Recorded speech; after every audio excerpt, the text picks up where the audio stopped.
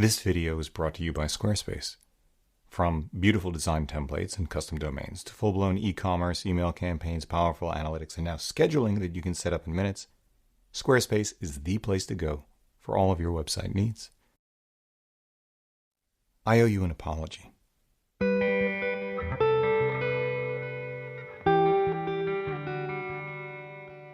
Hey everybody, I'm Hugh Brownstone for Three Blind Men and an Elephant, and today I want to talk to you about two of Tamron's Sony FE mount primes and one of their zooms, the 24mm, 35mm, and 70 to 180mm 2.8s. But before I do that, two things. First, I do want to apologize. To the many manufacturers who have sent me gear, you know who you are, I am sorry that it is taking me even longer than usual to get to your equipment. To our wonderful Patreon and YouTube communities, I am sorry that my video output more generally has slowed. I plead only that the larger world in which we live, and which is for me the driver of all I do with photography and video, the context, the thing I try to understand literally and figuratively through the lenses of photography and videography has, as is the case for so many of us, put me back on my heels. Now, much of this is practical. We can't travel the way we normally do. We can't engage the world the way we normally do. Much of the taking my eye off the ball, though, has been emotional, intellectual, moral, and philosophical. We are clearly living in a time that is one for the history books. There will be chapters in future textbooks about the present. The one thing that has most preoccupied me recently is that I don't want to turn around years from now, look back and say, I knew what was happening, but I didn't do enough. I didn't say enough. I didn't stand up and be counted enough because I was focused on the wrong things, the inconsequential things.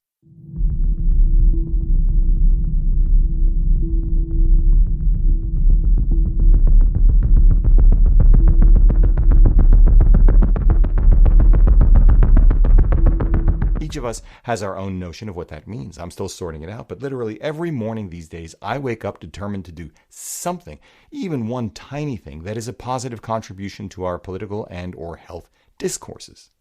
Second, and now for something completely different, I give up.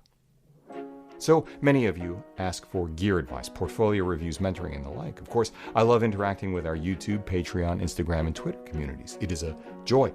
You guys are a joy. You are amazing. The kindness, thoughtfulness, generosity, the love that comes through in your comments, DMs, and emails are a big part of what keep us going. And I do try to respond as often and thoughtfully as I can. I think this alone puts a tiny ding in the universe. We also so enjoy our free annual photo walk in New York City. Most of all, we love the direct personal interactions and friendships that develop in our street photography workshops. But we've grown to the point, that it's just not feasible to maintain the responsiveness and time commitment I could even 6 months ago. And again, as is the case for so many of us, the coronavirus has changed the economics of what we do. So we're trying something new, live one-on-one video sessions, which starting today, tomorrow, you can schedule by hopping over to www.3bmep.com/booking. It's an experiment, something I expect will tune over time, but I'm excited to see what happens and get to know some of you even better.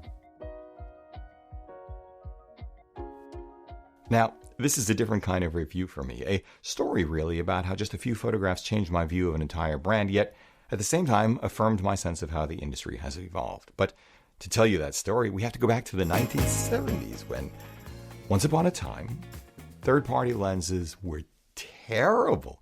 Crap construction, crap optics, at least that's how I remember them. How many of you, for example, have ever heard of Solagor or Vivitar? But in the late 70s, Vivitar did something different. They came out with their Series 1 lenses, the first instance I can personally recall where computer-aided design was applied to off-brand optics and really began to close the image quality gap with the big brands, a gap that has been narrowing ever since. I think there are two primary reasons for this. First, the 80s saw manufacturers, arguably led by Canon, move away from what I'll call traditional notions of mechanical precision and robustness manifested in compact, all-metal, manual-focused lenses to strategically embrace new lightweight materials for the arrival of autofocusing. Canon's 50mm 1.8, where is that guy? Here, in all its variants like this one, compared to my first ever real interchangeable lens, an all-metal manual focusing Canon FL51.8 like this one, are a perfect illustration. But Canon made much less of a material compromise with their then new revolutionary premium L-series lens line. Just like today with the new RF mount, their new for 1987 electronic autofocusing EF lens mount, superseding the manual focus only FL and FD series lenses, gave Canon the opportunity to really up their game. And they did. Not only porting an already incredible array of manual focusing designs to autofocus, but introducing entirely new designs, very ambitious. I'm talking especially about their holy trinity zooms, the 17 to 35, 28 to 70, and 70 to 200 2.8s. These were all pretty revolutionary for the time in terms of autofocus, of course, speed, constant f2.8, range. This was the first time they offered a wide zoom down to 17, subsequently 16, a mid zoom as wide as 28, subsequently 24 at the bottom, and optical performance just about as sharp as their primes on the digital bodies of the day, and even better corrected for chromatic aberration and distortion. I owned all three of those zooms, among many others, and used them with delight for many years. Yeah, no, not the 17 to 35. I really never got into that. The optical performance just wasn't there. But the original 28 to 70 and 70 to 200 were fantastic. But time moves on, and so do our expectations. So, second, in that time, as the technologies became more widely available and the Chinese economy in particular rapidly evolved, independent lens manufacturers increasingly availed themselves of inexpensive labor, computer-aided design, computer-controlled machinery, new coatings, and advances in material science. Sigma in particular developed a well-earned reputation among independent lens manufacturers for excellent optics and mechanicals at relatively bargain prices, and we now own several of them. As I said a moment ago, and have said before, the difference between the very best lenses and the merely very good has narrowed dramatically. In fact, by call it 2015, in my estimation, those differences had actually flip-flopped in a number of cases. The image quality of a new generation of lenses from Sony, Panasonic, and Sigma exceeded that of my trusty Canons. Like this. I exited the Canon ecosystem to join theirs. And yet, somehow, I never bothered looking at the Tamrons. Possibly brand snobbery, an artifact of the early 70s, but more, I think, because I really had everything I felt I needed or wanted. Generally speaking, I really only like reviewing things I'm thinking of acquiring myself, which is a good thing, because then I have the economy of specific use cases against which I can evaluate the gear. It's just really too overwhelming for me otherwise. There are other people and institutions better suited to do that kind of depth.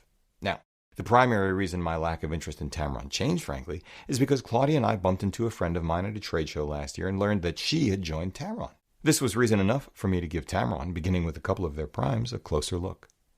All I knew prior to getting them in is that they'd gotten very good reviews and were very inexpensive. Right now, they're selling for just $300 a pop, which is another great reason to give them a look because value is always interesting to explore. Yet, when the 24 and 35 2.8s arrived, candidly, they just didn't speak to me. It wasn't that the build quality wasn't fit for purpose, call the target audience enthusiasts and or newbies on a tight budget. It was. In fact, I judged their build quality, including fit and finish, appearance, autofocus, speed, and quietness, superior to that of my EF50 1.8.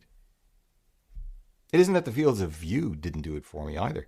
The field of view of a full-frame 24 is my favorite for wide-angle shots, and of course 35mm is a street photography classic. The Leica Apo Summicron 35 is the one lens I have for the SL2. It wasn't that they weren't image stabilized either. Most primes at the wide end aren't. But there was nothing unique or delightful about the physical appearance or design. To me, your mileage may vary, and that's fine. No controls other than a focus ring, no satisfying mechanical heft, no particularly interesting industrial design, although I wouldn't call the Sigma APS-C coverage 16mm or Micro Four Thirds coverage 30mm f1.4s we own anything to write home about either in this regard. So what? How did they shoot? Well, the first time I took out the 35 on a Sony A7 Mark II, yeah, I was super impressed. It popped. Beautiful colors, sharp as $300. Wow.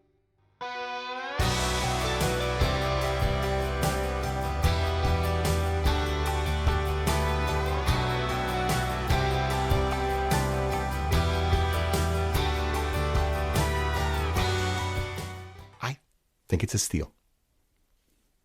But the very first time I took out the 24mm on the A7 Mark II, I was distressed to find that while a quick chimp on the rear screen indicated that flare control and sharpness were very good indeed, what immediately struck me harder was that it suffered more distortion than the kit zoom lens I happened to have with me that day, attached to the Nikon Z50.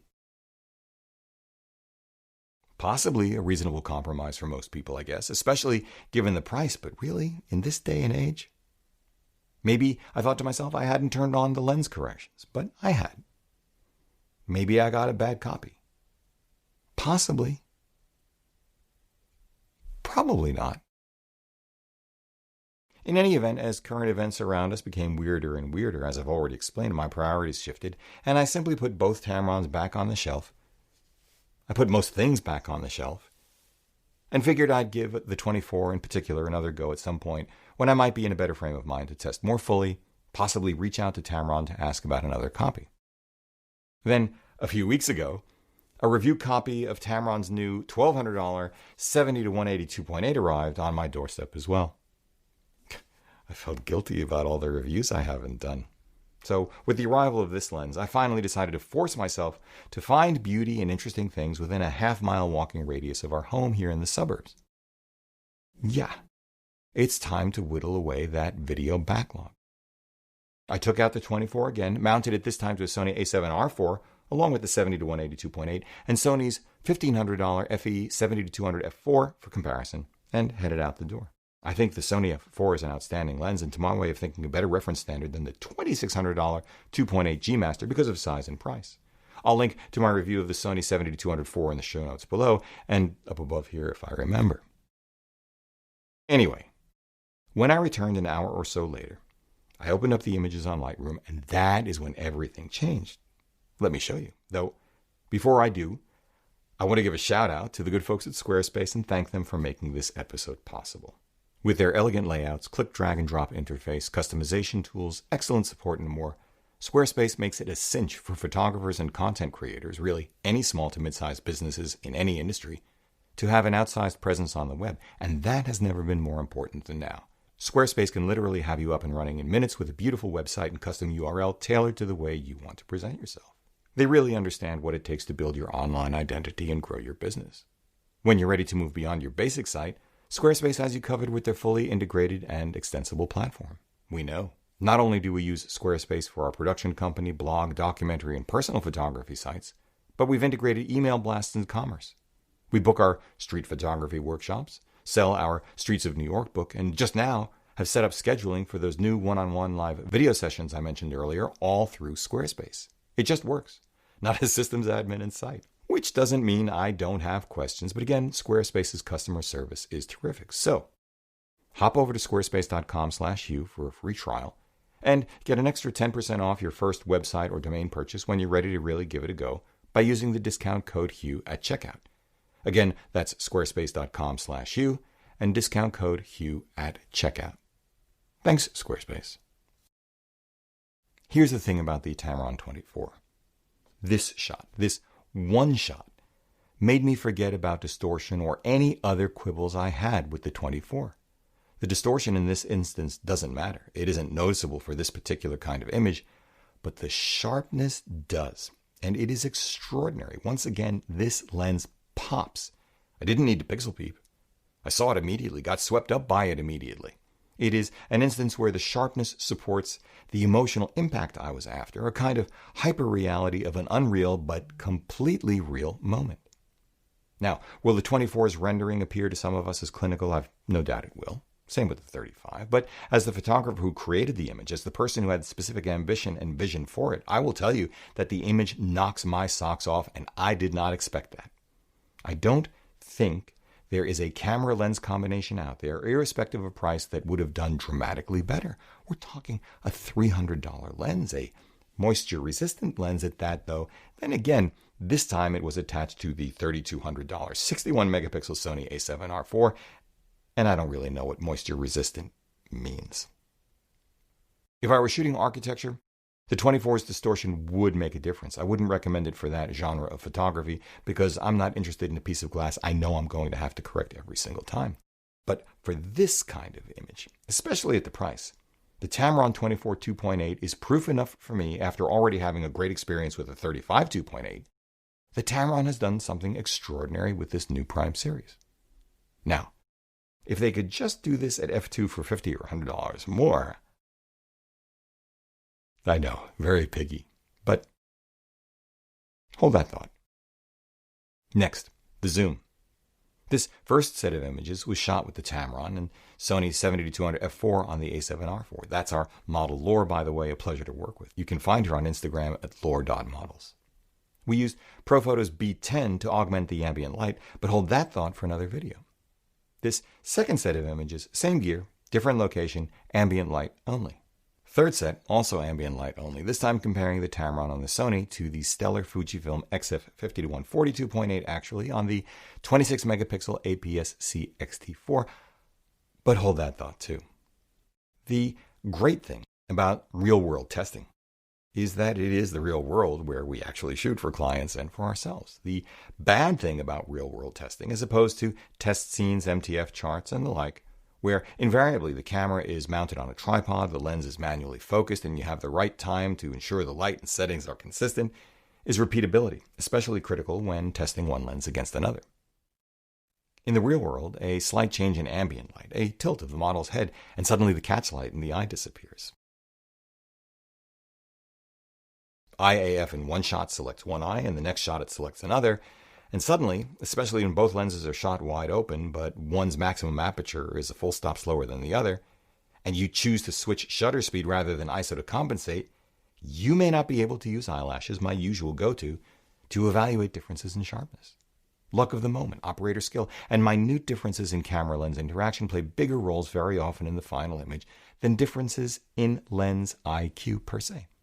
I already knew this. I'm fairly certain you did too. It's just fascinating to see, and why it's so important to become at one with your gear. 'Tis better to master one's lens and one body, grasshopper, than to have dominion over many.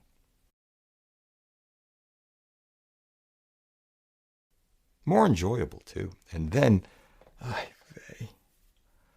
there are those times when you can only shake your head, mortified to learn after the fact that you totally blew the comparison by using completely different settings, like ISO 160 f6.3 at 1/250th of a second versus ISO 800 f22 1/10th of a second handheld. Yeah, that's exactly what I did with Tamron and the Fujifilm comparison. Two different bodies, both manually set previously, and I didn't want to look like a creeper photographing a neighbor's garage to begin with. The funny thing is, you shoot for as long as I have, you learn a pile from those kinds of mistakes anyway. Because you can see past the megapixels, ISO, motion blur. You can correct for them in wetware. Like how amazing the combined in-body image and lens IS is on the X-T4 with the 50-140. Just how sharp and well corrected it is. Okay, I already knew that too, and I don't have a clue as to where the balance is between hardware and software. And how successfully it compensates for my mangled exposure settings at normal size and viewing distances, that it can hold its own against the camera that costs twice as much with more than twice the megapixels in a larger full-frame sensor. In other words, on the one hand, there simply isn't enough of an obvious difference in image quality, especially when money is tight, to recommend the F4 Sony over the Tamron for your full-frame Sony camera on that basis alone, irrespective of the number of megapixels you have on board or that little additional reach. Conversely, there isn't a compelling enough price difference to recommend the Tamron over the Sony either, unless you must have that extra stop of light and shallower depth of field. What about on the basis of build quality or the need for lens IS? Well, sure, for a few $100s more, you get both with the Sony 70-200 f4, again, unless you need that 2.8. You have to ask yourself, do the what, why, and how I shoot depend more upon maximum light or maximum stabilization, especially when attached to a body with IBIS? How much stabilization do I really get at longer focal lengths in either case? Am I willing to drop the extra $300? Then you have to ask yourself this: am I willing to pay more than twice the price of the Tamron for that same 2.8 aperture, the additional build quality, and the lens IS of Sony's $2,600 G Master?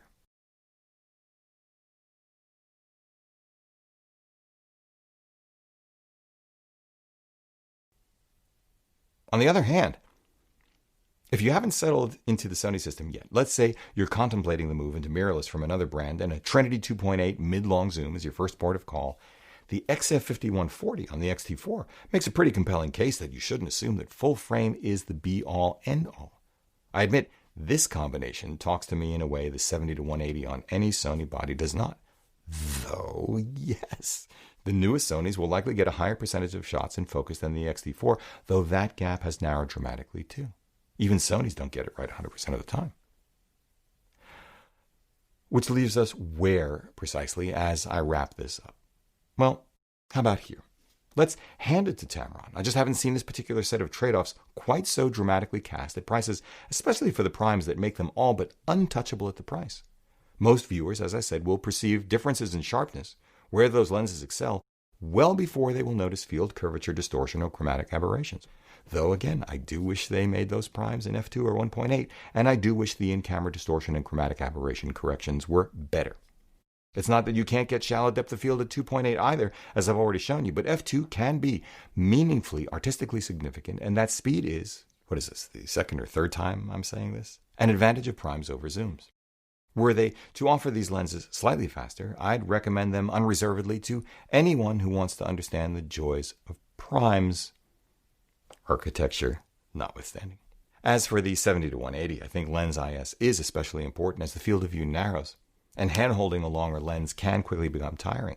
Yet another reason for lens IS, but it too is very sharp, and at less than half the price of Sony's G Master, if budget is an issue and you need that 2.8, the Tamron is a no-brainer kind of choice. Personally, I think it's much more nuanced.